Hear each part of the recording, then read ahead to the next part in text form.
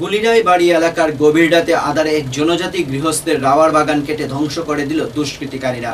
মঙ্গলবার সকালে বাগানে এসে কান্নায় ভেঙে পড়েন গৃহস্থ শ্যামল দেববর্মা। দীর্ঘ বছর যাবৎ পরিশ্রম করে গুলিরাই বাড়ি এলাকায় শ্যামল দেববর্মা রাবার বাগান করেছেন। রাবার বাগানের উপর উনার জীবন জীবিকা নির্ভর করে। রাবার বাগান ছাড়া শ্যামল দেববর্মার বেঁচে থাকার অন্য কোনো উপায় নেই।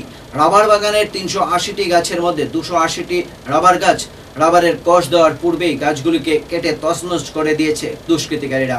উক্ত ঘটনাকে ঘিরে এলাকায় তীব্র উত্তেজনা ছড়িয়ে পড়ে। এটা রাত্রের ঘটনা। আমরা জানি না যে আমাদের এলাকাবাসী লোক এরকম দুষ্ট লোক থাকবে, আমরা কল্পনা করতে পারি না।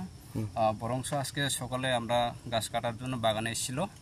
বাগানে এসে দেখলাম যে আমাদের বাগানগুলো এখানে কাটাবার জন্য কোনো একটা সুবিধা ছিল না।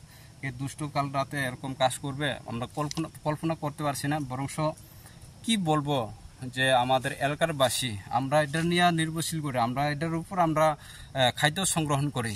আমাদের ট্রাইবেল এলাকায় আমাদের যে এদেশি এলাকাতে আমরা বাগান ছাড়া আমরা কিছু কাজ করতে পারি না। এটাই আমাদের ভরসা, এটা দিয়ে আমরা ফ্যামিলি চলে। যা ফ্যামিলি হইতে বাচ্চার পড়াশোনা হইতে আমরা এটা নিয়ে আমাদের খাদ্য সংগ্রহণ হইতে ইনকাম হইতে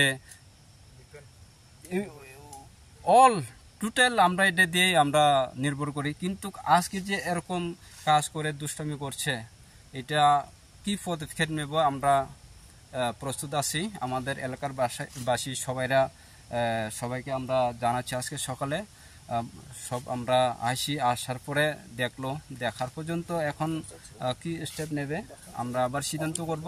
অনুমানিক কত গাছ হয়তো নষ্ট করছে? ধন্যবাদ এই কথাটা জিজ্ঞাসা করার জন্য।